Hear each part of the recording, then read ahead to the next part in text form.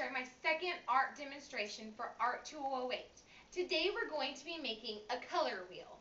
Although it is a very simple demonstration, I find that it is very crucial to teach to students because it is a principle of art. We begin with a copy of a color wheel that hasn't been filled in yet. I got this off the internet and I just printed it out. So I'm going to cut out the color wheel. The students can do this if they'd like, or you can also prepare it beforehand. The color wheel is also labeled with the 6 different colors that we are going to be painting.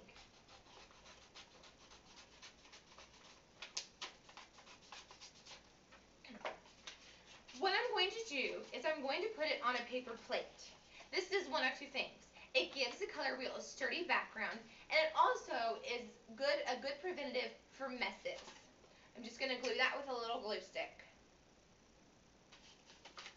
When students begin painting, there should be no spills or no accidents because it's in their own personal plate.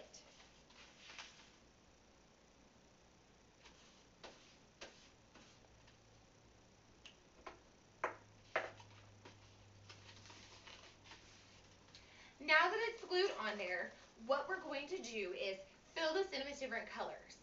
What a color wheel demonstrates is primary colors and secondary colors, and it also hits the subjects of warm colors and cool colors. The 3 primary colors are blue, red, and yellow. Let's paint.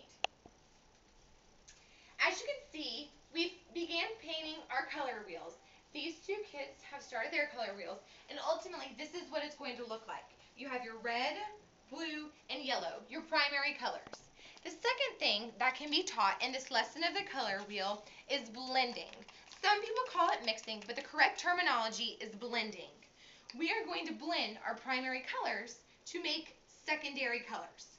The first thing that we're going to start with is yellow, and we're going to add blue to it.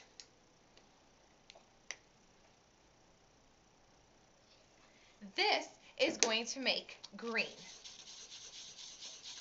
We'll mix them together, and you can have the students in the classroom do this. It's very interactive, and it's definitely a lesson that they can learn about blending colors. As you can see, this still has a blue tint to it, so we're going to need to add a little bit more yellow. You can teach your children that if they want to lighten their green, they can add the color white. If they want to darken their green, they can add the color black. They might just think that you're a magician. So as you can see, this is a lot more close to the normal color that we have of green. So you'll teach them that blue and that yellow make green. We're going to stick with our color yellow, but this time we're going to tell them to add red to it. What this is going to do is make the color orange. What's orange? My favorite color?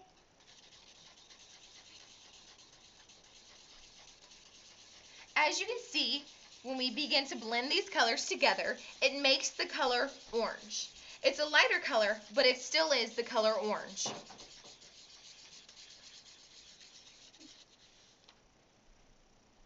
The final 2 colors that we're going to mix are blue and red.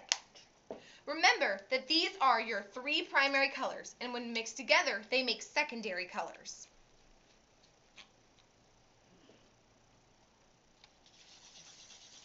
As we mix these 2 colors together, we slowly begin to see the color purple. But it looks like we're going to need a little bit more red.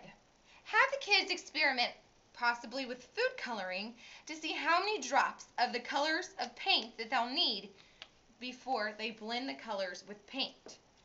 That's another fun option for a classroom, and definitely another lesson.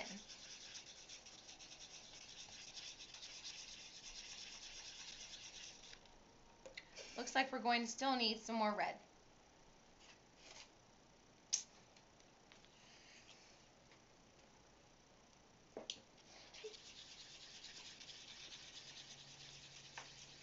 What makes it fun fun too is if you tell the students that they have 3 different colors, but that they have to make the rainbow.